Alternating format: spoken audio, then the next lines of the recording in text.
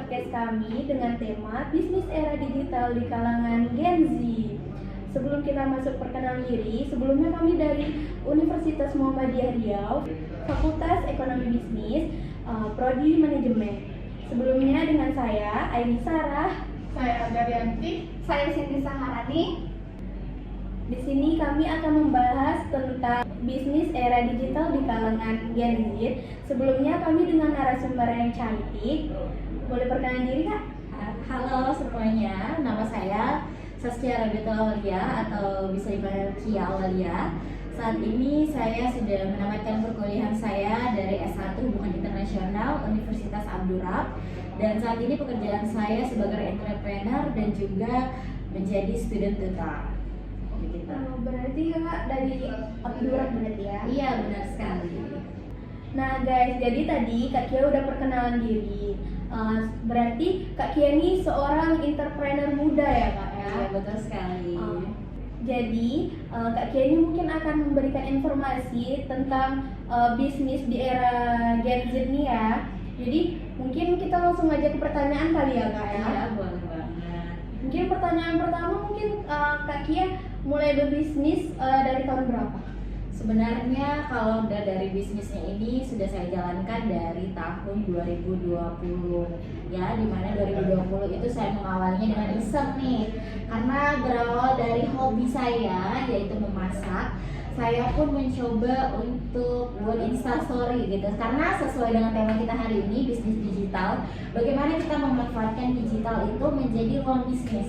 Selain dari sosial media untuk berkomunikasi dengan orang lain, kita juga memanfaatkannya dengan bisnis. Jadi saya di 2020 tadi itu saya awalnya posting masakan saya doang. Terus saya mencoba untuk menjualnya dengan membuat akun Instagram baru khusus buat jualan itu tadi. Begitu. Untuk bisnis kakak masuk ke bidang masakan berarti ya? Iya, benar sekali, makanan, food and beverage gitu, makanan. Berarti makanannya berbentuk apa tuh Kak? Kayak dessert kah atau gimana? Oke, makanan saya ini karena saya suka sekali masak Nusantara ya, masakan Nusantara. Jadi kami ini atau saya itu masak masakan kayak misalnya menu sehari-hari dan juga camilan Nusantara, kayak misalnya hal sesederhana tahu goreng gitu, yang kita bungkus dengan penyajian yang menarik sesuai dengan seleranya Gen Z saat ini begitu. Boleh nggak kakak ceritakan dari awal tahun kakak buka usaha sampai sekarang masa-masa sulitnya gimana gitu? Iya, untuk masa sulitnya pastinya pada saat pertama kali kita jualan ya, karena masih ada perasaan keraguan, ini kira-kira nanti ada yang beli nggak ya, begitu kan. Terus juga ada pemikiran ini nanti bakal laku nggak ya, karena kita juga udah keluar modal kan, pasti ada usaha, ada modal begitu. Nah, kemudian yang awal-awal itu perasaan ragunya sih, karena menurut saya sendiri bisnis itu jika tidak dimulai kita tidak tahu bagaimana kelanjutannya. Jadi menurut saya sejauh ini yang masa-masa paling susahnya itu ketika ingin memulai gitu, atau mungkin karena saya sistem PO, jadi ketika ingin membuka PO itu saya ada perasaan kurang percaya diri nih, apakah nanti ada nih yang berminat, apakah ada nanti yang beli, seperti itu. Nah begitu. Oh begitu ya Kak, berarti kakak memanage waktu kakak kuliah sama kerja ini kayak mana? Oke, kebetulan karena pada saat 2020 itu COVID ya kan, seperti kita ketahui bersama, zaman COVID dan juga perkuliahan itu di online kan, dan juga pada saat itu saya ingin mencari kesibukan ya, jadi di situ saya kuliah online dari pagi sampai siang, kemudian dari sorenya itu saya mulai. Nah kebetulan karena jualan makanan ini saya tuh nggak mau yang ribet kan, jadi saya sudah mempersiapkan ketika saya libur kuliah, saya siapin tuh tahunya, kemudian bisa dimasukin ke kulkas. Jadi ketika kita ingin jualan, besoknya tinggal digoreng saja, mungkin membutuhkan waktu 30 menit begitu. Oh iya Kak, kenapa kakak lebih memilih jualan di Instagram ketimbang jualan stand seperti di bazar atau di angkringan? Oke, sebelumnya mungkin teman-teman di luar sana juga banyak ya usahanya langsung di lapak gitu kan. Nah kalau saya sendiri sih lebih memanfaatkan efisiensi, karena kita berawal dari online dulu nih, karena sudah pasti kan kita masing-masing punya Instagram gitu kan. Nah, Instagram ataupun Facebook begitu. Nah, dari media online ini barulah nanti ketika semakin berkembang, barulah kita akan berencana mungkin di stand. Cuma sejauh ini sih saya belum kepikiran, karena otomatis kalau kita sudah buka stand itu bakalan mengeluarkan biaya lebih banyak lagi, kemudian meng-hire pegawai lagi gitu. Jadi untuk saat ini kan masih sistem PO yang dihandle oleh saya sendiri dari rumah begitu. Kalau boleh tahu kakak pas pertama jualan nih, kakak nyobain ke keluarga dulu atau emang langsung ke teman-teman di Instagram? Ya, betul sekali pertanyaannya. Saya cobain dulu ke teman-teman terdekat gitu, karena berawal dari hobi saya masak tadi tuh. Saya suka masak dan suka masakin teman-teman saya, orang-orang tersayang, keluarga saya. Jadi ketika mereka merasa masakan saya enak ya bagi mereka, dan mereka pun kasih saran juga, jualin dong, jualin nih, enak, orang-orang lain harus cobain begitu. Jadi maka timbullah ide untuk membuat kuliner Baikia itu sendiri begitu. Kak boleh nih kak, kami udah sediain makanan. Oh iya, Iya, terima kasih. Cobain dulu. Iya, boleh, terima kasih. Jadi Kak Kia ini termasuk pengusaha muda ya guys, Iya. di kalangan Gen Z. Kak, kalau boleh tahu nih Kak, kakak kan mengeluarkan modal itu mungkin banyak nih Kak. Kakak range penjualan kakak tuh berapa? Oke, untuk rentang harga penjualan saya ini di kuliner Baikia ini sendiri, saya tentunya menyesuaikan dengan pasar saya. Pertama kita menentukan dulu nih pasarnya ini seperti apa. Saya ingin menjualnya ke orang-orang yang seperti apa gitu. Karena saya menjualnya di lingkungan mahasiswa dan saya menyesuaikan juga dengan modal saya, dan biasanya itu saya menetapkan harga di 25.000 untuk satu porsinya. Ada juga kalau cemilan itu cuma 10.000. Nah, pastinya sangat terjangkau kan? Iya, Masih murah Buat ya. mahasiswa. Iya, Iya. mahasiswa masih bisa lah. Iya, benar sekali. Jadi dengan porsi seharga 10.000 itu tentunya menyesuaikan dengan untung rugi dan juga modal yang sudah dipersiapkan, sehingga tidak ada kerugian dan kita sama-sama untung nih. Pembeli untung dengan mendapatkan harga murah dan mereka mendapatkan makanan yang enak, dan saya pun untung mendapatkan keuntungan dari pembelian mereka gitu. Berarti pelanggannya bisa puas lah ya. Kak? Iya, benar sekali gitu. Nah sebelumnya kakak tuh kan menjual kayak gini tuh kan dari mahasiswa. Nah jadi tuh kan pas kakak lagi nyusun skripsi tuh gimana sih kakak membalance waktu menyusun skripsi sama jualan online seperti ini? Oke.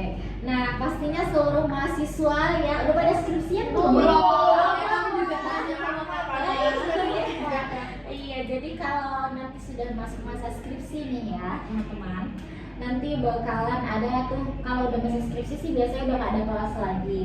Nah, kalau saya sendiri suka menyelesaikan skripsi itu di saat waktu luang, mungkin ada dua opsi nih, dari pagi sampai siang atau dari sore sampai malam gitu kan. Cuman pasti mahasiswa biasanya suka skripsi malam gitu kan, atau tugas pada malam hari gitu kan.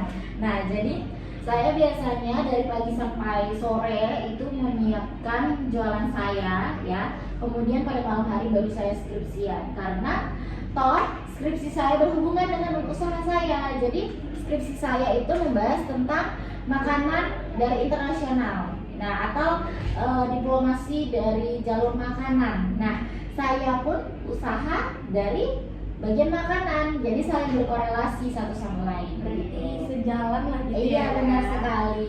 Karena saya mendapatkan prinsip bahwasanya kita harus mendahulukan hal yang kita senang tuh apa dulu, selagi hal itu bermanfaat untuk kita dan orang lain. Gitu. Jadi bisa dibilang Boleh sih. jadi bisa dibilang kalau kakak ini nggak out jualan kan, Iya. karena mungkin kakak ngambil judul skripsi kakak mengalami pebisnis kakak sendiri. Iya, benar sekali. Jadi bagaimana caranya kita maksimalin waktu ya, ada waktu kuliah atau belajar dan juga waktu ngasilin uang begitu. Apalagi anak manajemen kan. Iya. Gimana caranya kita itu usaha iya, tapi tetap sekolahnya atau kuliahnya tetap lanjut begitu. Selama jualan ini sambil kuliah nih kan, ada nggak kesulitan yang memang buat kakak yang sulit banget ngerasa ngejalaninnya gitu?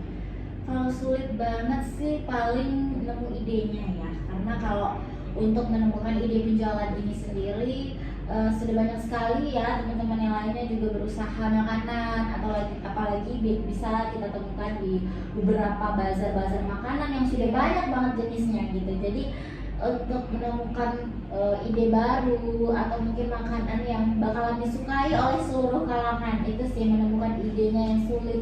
Dan juga atau mungkin ketika masa-masa pelanggannya mungkin lagi kurang ramai begitu, bagaimana sih mengidekannya untuk mengsoundingkan lagi nih jualan saya untuk lebih dilirik lagi oleh konsumen begitu. Ada nggak sih kak pembeli yang membuat pembeli nih dia mengkritik terus membuat kakak down gitu kak?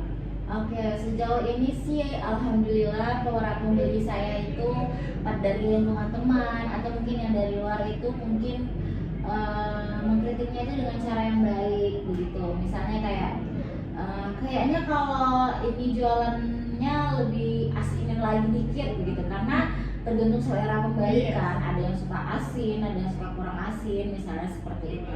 Dan juga mungkin mereka lebih banyak memberikan ide gitu, ide besok jual ini dong, jual ini, atau mungkin ketika saya upload Instastory makanan yang saya masak, mereka momennya jual ini dong begitu. Namanya kita jualan dengan Gen Z gitu kan. Jadi mereka tuh lebih terbuka untuk diskusi menu apa yang mau mereka cobain begitu. Dan sejauh ini dari kritikan itu tidak membuat saya down, tapi justru membuat saya lebih baik untuk membangun usaha ini ke depannya lebih memuaskan para pembeli dan juga menguntungkan bagi penjualnya begitu. Karena tujuan utamanya kepuasan pelanggan ya. Iya, benar sekali. Jadi tidak selalu pembeli adalah raja, cuman kita tuh kalau bisa kita friend dengan pembeli gitu, antara penjual dan pembeli itu kita friend. Jadi ketika mereka ada mau ngomongin apa, jadi mereka tuh tidak sungkan gitu untuk mengkritik, karena saya juga pastinya tidak bisa selalu konsisten kan dengan memasak. Toh kita semua pasti punya sisi kekurangannya masing-masing, jadi kita terbuka untuk diskusi atau untuk diberikan kritik dan saran begitu. Malah senang sekali gitu. Nah, jadi Kak Kenny bisa sebagai contoh buat kita para Gen Z ya guys. Iya, Untuk semoga membuka ya. usaha baru nih Iya, kan. untuk benar pemula sekali. sih. Iya. Nah, itulah tadi teman-teman obrolan seputar bisnis digital di era Gen Z kami. Terima kasih buat Kak Kia sudah sempat memberi informasi kepada kami. Iya, sama-sama. Maaf juga kalau misalnya tutur kata dan bahasa kami kurang sopan yang kena di hati kakak ya. Iya. Dan buat teman-teman juga maaf kalau kami bila ada salah kata juga nih. Mungkin cukup sekian dari kami. Wassalamualaikum